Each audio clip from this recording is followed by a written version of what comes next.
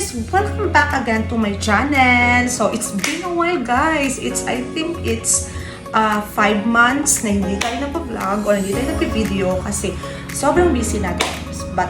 So anyways, gusto ko magpasalamat pala sa lahat na nag-subscribe, sa lahat na nag-comments, nag-like, nag-share. Thank you so much the support. Gusto ko lang magpahingi ng paumanhin sa inyo if hindi ako makapag-reply sa mga comments nyo kasi lahat hindi ko masyadong mapagtuunang pansin. Pero maybe next time guys, I will check one by one and i-discuss natin dito ang mga comments ninyo. O gustong ipakita sa inyo, ito ay imported na gun which is it's concealed carry. And for those sa mga gun enthusiast na mga babae dyan or mga girls na may mga LTAP holder, ito ay bagay sa inyo guys. Itong bagay sa inyo. Sa mga girls na hilig yung gusto nila concealed carry lang, na hindi masyado malakas yung recoil, eto guys, meron akong i-recommend sa inyo. So, let's see. So, first, actually, it's the same lang. Ito guys, tinatawag na CZ Shadow 2 Compact Industrial. Yan.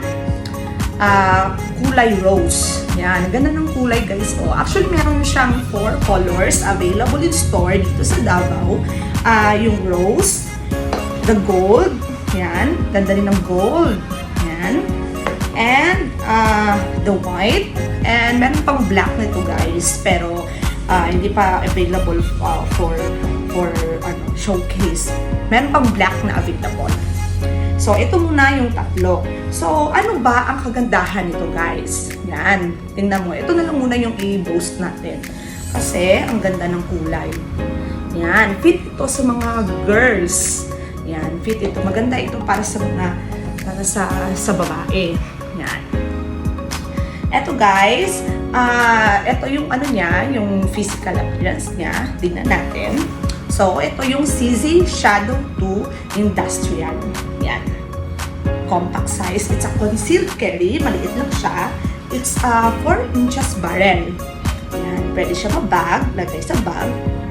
Yan. And then, ito guys is aluminum frame. Yan. Aluminum frame. And, maganda din dito kasi ambidextrous na siya. Yan. Ambidextrous. Yan. So, may safety. Yan. And then, ang magazine release, yung magazine release niya, maraming nagtatanong kasi dyan sa, maraming sa mga recent discussion natin about sa pistol, nagtatanong sila kung ang magazine release is interchangeable. Etong CZ Shadow 2 Compact Industrial, yes, it's interchangeable. Yan, from here, halimbawa, kaliwa yung ginagamit mo na kabit siya sa kabila. Yan, you can change it. Yan. You can change this one here. And then, maganda din ito guys, kasi it's fiber optic na. Yan, fiber optic. Pwede siya mag-change. Optic front side and rear side. Yan. So, it's 15+1 capacity. All rear side. Yan. So, yun guys. Ito yung kagandahan niya. So, ito ay rose, gold, and then white. Yan. Okay. So, sa out of the box niya guys, ito yung bag. So, meron dalawang magazine na free. Yan. Yan. Meron din siyang yung tools.